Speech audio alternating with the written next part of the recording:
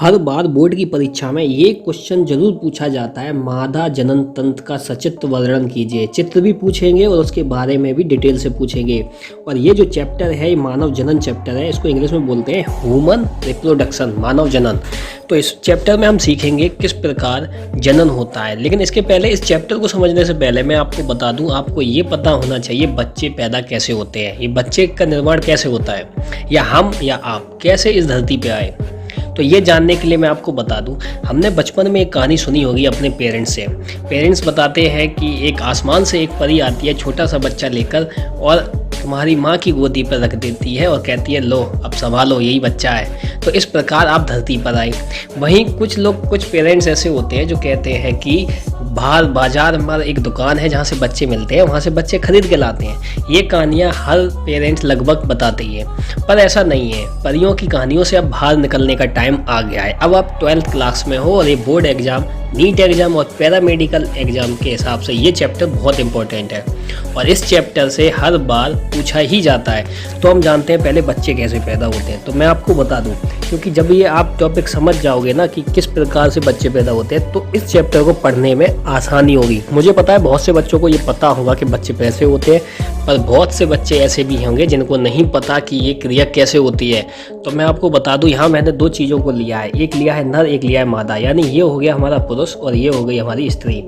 जनन तंत्र क्या होते हैं, ये जो जगह आप देख रहे हो, यहाँ पुरुष का जनन तंत्र होता है, और ये जो है मादा यानी औरत या महिलाओं के शरीर में इस जगह होता है जनन तंत्र। होता ये है कि पुरुष जो है वो शुक्राणु बनाता है, जिसको हम इंग्लिश में स्पर्म भी कहते हैं। और ये जो स्त्री होती है, इसमें यहाँ पर गर्भाशय होता है, और गर्भाशय के अंदर अंडाणु होते हैं। अंडाणु जो होते हैं वो बच्चे का निर्माण करते हैं। तो क्या क्रिया रहती है मैं आपको बताता हूँ। ये जो पुरुष है, इसके शिशन द्वारा या लिंग द्वारा ये यहाँ पर स्त्री की योनि होती है। तो इसमें मैथुन क्रिया के दौरान या संभोग क्रिया के दौरान पुरुष का लिंग जब स्त्री की योनि में जाता है इधर साइड को, तो वहाँ पर पुरुष अपने स्पर्म को इंजेक्ट करता है यानी छोड़ देता है। और यहाँ पर जो मादा का गर्भाशय होता है, यहाँ पर होता है एक अंडाणु। अब अंडाणु जो होता है वो स्पर्म अंडाणु के साथ जब क्रिया करता है, तब एक संतति धीमे धीमे प्राप्त होती है, एक नई संतान पैदा होती है।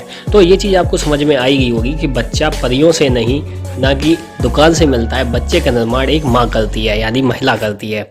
ठीक है, ये प्रोसेस कैसे होता है, अंडाणु कैसे बनते हैं, स्पर्म कैसे बनता है, इस चैप्टर में वही सब चीज़ बताई गई है।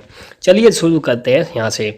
तो मादा का जो जनन तंत्र होता है या महिलाओं में जो जनन तंत्र होता है वो इस जगह होता है, इसको बोलते हैं गर्भाशय। ये नाशपाती जैसा जो आप देख रहे हो, इसका आकार नाशपाती जैसा होता है। यहाँ पर पुरुष का जब लिंग जाता है और यहाँ पर जब स्पर्म को वो छोड़ते हैं और यहाँ से अंडाणु निकलते हैं, और इस जगह स्पर्म और अंडाणु आपस में क्रिया करके एक संतान पैदा करते हैं। चलिए अब देखते हैं आगे क्या होता है। ये मादा जनन तंत्र है। एग्जाम में यही पूछा जाएगा आपसे कि मादा जनन तंत्र बनाइए, तो उसका जो चित्र है वो इस प्रकार रहेगा। ये इसका आकार नाशपाती जैसा होता है। अब हम जानते हैं इसमें क्या क्या होता है, वो सारी चीज़ें देखते हैं। तो पहली चीज़ ये है कि इसमें एक जोड़ी ओवरी होती है या अंडाशय, इसको बोलते हैं अंडाशय। ठीक है, यहीं पर अंडाणु बनना शुरू होता है और एक जोड़ी इसमें अंडवाहिनियां होती है। अंडवाहिनियों को ओविडक्ट भी कह सकते हो या फॉलोपियन ट्यूब भी कहते हैं। ये जो आप देख रहे हो ये अंडवाहिनियां हैं। एक होता है इसमें गर्भाशय और एक होती है सर्विक्स और तथा एक होती है वजाइना या योनि, जहाँ से यही वो जगह है जहाँ से पुरुष का जो स्पर्म है, यहाँ पर पुरुष जो अपने स्पर्म को छोड़ता है। चलिए अगला देखते हैं क्या है। तो ये जो चित्र आप देख रहे हो, यही आपको एग्जाम की कॉपी पे बनाना है। ये होती हैं ओवरी और ये जो होती हैं ये होती है नलिकाएं। नलिकाओं को 3 भागों में विभाजित किया जाता है, इनको फैलोपियन ट्यूब भी कहते हैं। और ये होता है यूट्रस, ये एंडोमेट्रियम, ये जो गर्भाशय होता है उसकी परत होती है। और ये जो हिस्सा है ये बॉडी, यहाँ पर बच्चे का विकास होता है। और ये जो फैलोपियन ट्यूब है इसके 3 भाग होते हैं, इनफंडिबुलम, एम्बुला और स्थमस, और यह है फंडस। तो इस प्रकार आप देख रहे हो, और यहाँ पर लिखा है वजाइना, यहाँ पर ही स्पर्म छोड़ा जाता है। चलिए अब अगला देखते हैं अगला क्या है। अंडाशय स्त्री के प्राथमिक लैंगिक अंग है जो कई युग्मक और स्टेरॉयड हार्मोन उत्पन्न करते हैं। अंडाशय जो होता है उसकी लंबाई जो है 2 से 4 सेंटीमीटर होती है। यह सोड़ी भित्ति तथा गर्भाशय से लिगामेंट्स द्वारा जुड़ा होता है। प्रत्येक अंडाशय एक पतली उपकला एपिथेलियम से ढका होता है, जो कि अंडाशय पीतिका या ओवेरियम स्ट्रोमा से जुड़ा होता है। अंडवाहिनियाँ, जिसको हमने बोला था फैलोपियन ट्यूब नलिका, गर्भाशय तथा योनि मिलकर स्त्री सहायक नलिका बनाती हैं। प्रत्येक अंडवाहिनी नलिका लगभग 10 से 12 सेंटीमीटर लंबी होती है और यह अंडाशय की परिधि से चलकर गर्भाशय तक जाती है। ओवरी में अंडजनन होता है। यह प्राइमरी सेक्स ऑर्गन है। अगर एग्जाम में पूछा जाए आपसे प्राइमरी सेक्स ऑर्गन कौन सा है, तो वो होती है ओवरी। ये आपको याद रखना है। ये ज़्यादातर ऐसे क्वेश्चन नीट के एग्जाम में पूछे जाते हैं। चलिए आगे देखते हैं क्या है। अंडवाहिनी नलिका, जिसका हमने अभी बताया था। अंडवाहिनी नलिका ये यहाँ ये होती है और एक इधर होती है, एक जोड़ी होती है ये। इसमें होता है इस्थमस, इस्थमस एरिया ये रहता है और इनफंडिबुलम ये है और एम्पुला ये है। अब फर्टिलाइजेशन जो होता है वो एम्पुला में होता है, यानी कि पुरुष जब अपना स्पर्म छोड़ देता है और अंडाणु जो होता है स्त्री का वो जब यहाँ पर आता है तो स्पर्म जो है इस जगह एम्पुला, ये जो आप देख रहे हैं सॉरी एम्पुला, एम्पुला जगह पर उनका फर्टिलाइजेशन या हिंदी में कहो तो निषेचन होता है। यूथरस गर्भाशय, ये गर्भाशय है, ये आप देख रहे हैं। इसके भी 3 भाग होते हैं। पहला होता है फंडस, इस एरिया को बोलते हैं फंडस। दूसरा होता है बॉडी, बॉडी पार्ट्स जो होता है इसमें ही बच्चे का निर्माण होता है या बच्चे का विकास इसके अंदर होता है। और तीसरा है सर्विक्स। चलिए अब आगे देखते हैं आगे क्या होता है। गर्भाशय में 3 परत होती है, पेरीमेट्रियम या इसको हिंदी में कहें तो परिगर्भाशय बोलते हैं। ये है हमारी पेरीमेट्रियम जो सबसे बाहरी परत है। दूसरी होती है मायोमेट्रियम, ये गर्भाशय पेशीय स्तर इसको हिंदी में कहते हैं। और तीसरी होती है एंडोमेट्रियम, तीसरी परत ये है।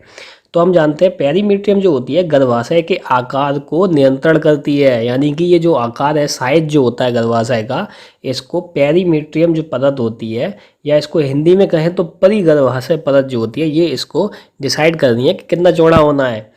मायोमेट्रियम बच्चे को पोषक देता है और इसमें ऑक्सीटोसिन हार्मोन्स होता है जो बच्चे को पैदा करने में मदद करता है। यानी जब बच्चा पैदा होता है और जब यहाँ से निकलता है योनि द्वार से जब निकलता है। अच्छा एक चीज़ और याद रखना कि बहुत सी ऐसी बच्चियां हैं या बच्चे हैं जिनको नहीं पता कि बच्चे कहाँ से निकलते हैं, तो मैं बता दूं वो योनि द्वार से निकलते हैं।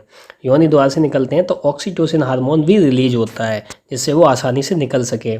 और तीसरी है एंडोमेट्रियम जो कि निषेचन के दौरान रक्त को रोकता है। आपको पता है योनि में रक्त भी निकलता है, तो निषेचन जब हो जाता है तो रक्त को रोक देता है, फिर निषेचन के दौरान रक्त नहीं निकलता है।